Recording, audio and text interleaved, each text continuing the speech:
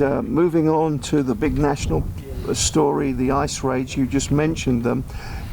You're really trying to help out our South Texas Builders Association get that audience with ICE, with DHS up in DC, and you were telling us last time things were messed around because of the first shooting in Minnesota. There's been another one since.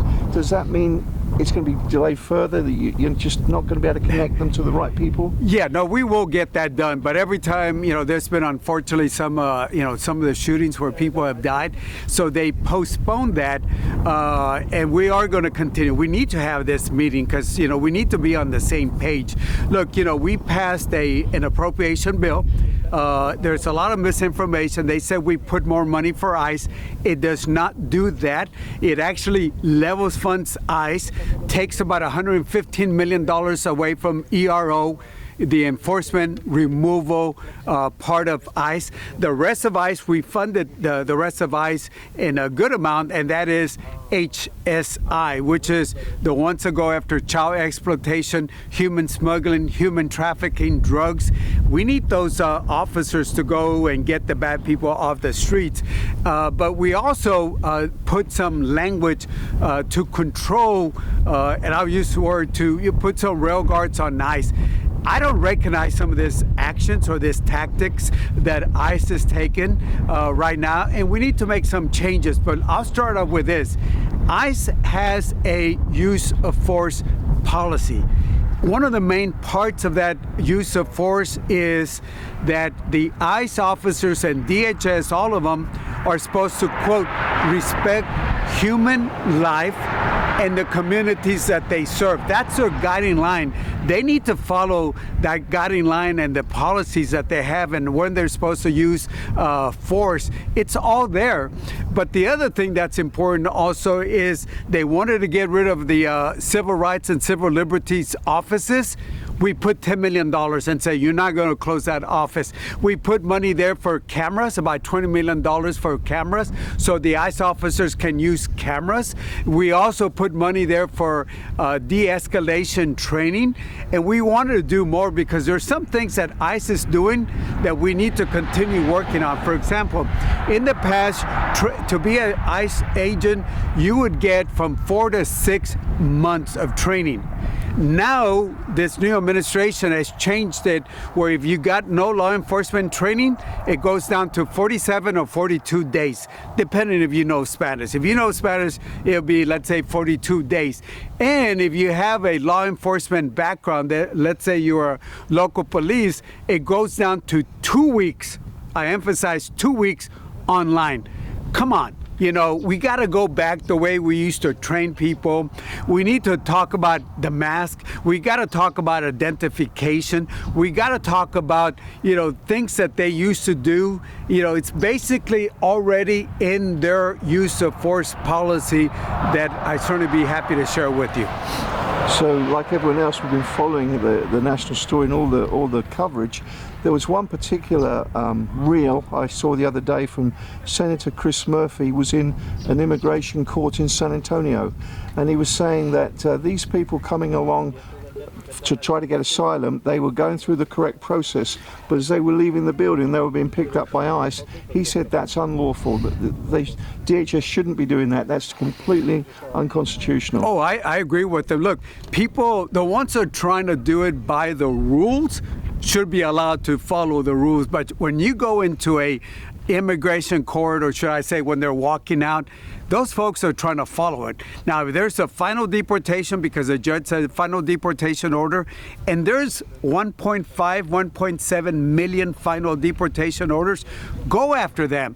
But until there's not a final deportation order, let these people follow the process, and that's as it should be. I know that's in San Antonio. That's pretty close to where my district is in San Antonio. So, they're doing things they're not supposed to be doing, and we got to get them back the way it is. And the other video I saw that I was struck by was there was you'll know the lady, I forget her name, but there's a member of Congress from Minnesota, and she said she's in a swing district, very marginal district, and she said enough's enough, and all the actions, she called it terrorizing the communities in Minnesota.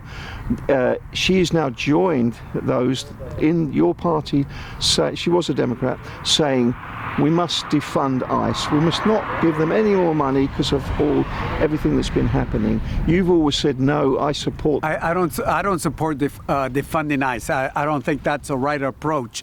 And by the way, the big beautiful bill that got passed, where they cut Medicaid, Medicare, they funded ICE in the amount of $75 billion, and Homeland gets $200 billion, and that is outside the appropriation process. That's why I voted against that big beautiful bill. And in this appropriation bill, we added some rail guards where we put $38 million for the Office of Inspector General so they can inspect detention centers. And by the way, the language I added years ago about members being able to enter detention centers, that language is still there. We also, for the first time, the Office of Inspector General will be able to ask for a for a spend plan on the big beautiful bill, because what the majority did on purpose, they took that money out of the appropriations and put it on the big beautiful bill, and we're trying to put some rail guards on that money that got added. So even if we go and we shut down the government or do a continuing resolution, guess what? FEMA is going to close down because that won't be funded. And TSA will be shut down. Coast Guard will be done. Secret Service. And the other area is the CISA, which is the cybersecurity area. All that will be shut down.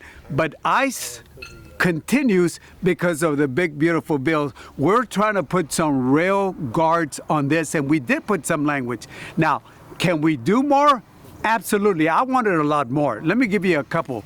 More money for training, because we got to go back the way it was, 4 or 6 months instead of 2 weeks online. I mean, seriously, 2 weeks online. More money for de-escalation. Listen to this. I try to fight for this. This is something that Veronica Escobar wanted, to say you cannot deport an American citizen. It's a no-brainer. They said no.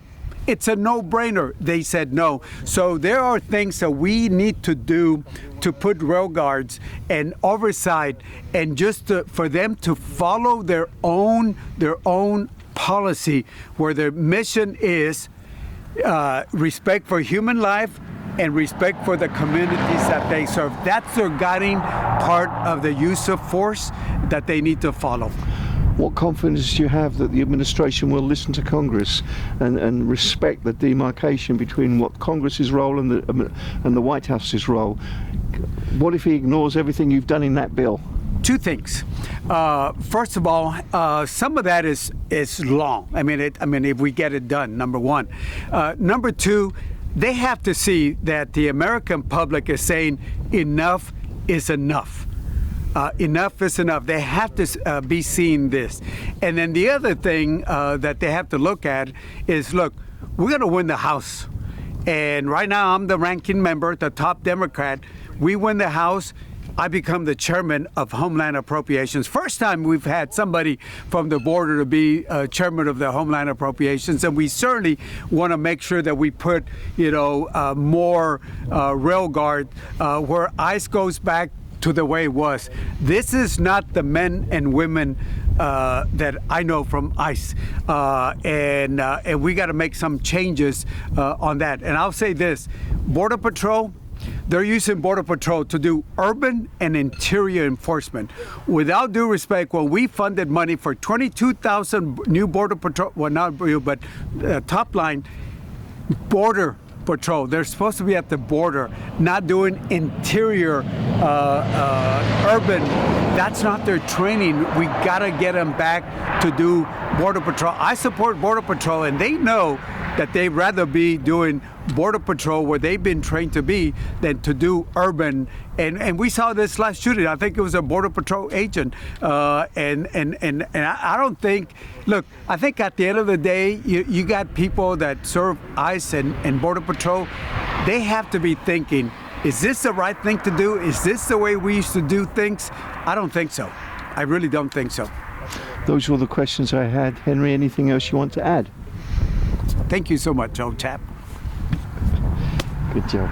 Thank you. Let me get a quick photo. Yeah, and I'll look for your statement. And look at the link. Yeah. Because you'll see there a lot of the stuff, even on the use of force, they're not supposed to be doing that. They need to follow their own policy. It's out the window, isn't it? I've read, I don't know if you want to say this on camera, I heard somewhere the reason they've got a greater presence down here in the valley and everywhere is they've got to hit a certain quota. They need to arrest and deport so many per day. Have you heard anything on that front? Well, I don't know if there's an official quota, but I certainly have heard that. But look, and there's a way to do this. Keep in mind that President Obama, Secretary Jay Johnson, Secretary of Homeland, they deported. They were known as the chief deporter, if you remember President Obama. But he did it in a very different way. You know, they were not going in breaking windows or shooting people, killing people.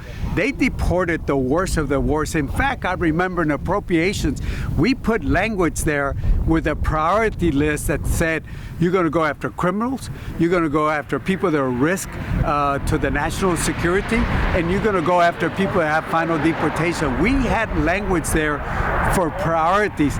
That's the priority we need to go. When they're going after the South Texas builders, after people that have not broken the law, don't have a criminal record, are working, have been here for 20 years or so, that's not a priority we should have.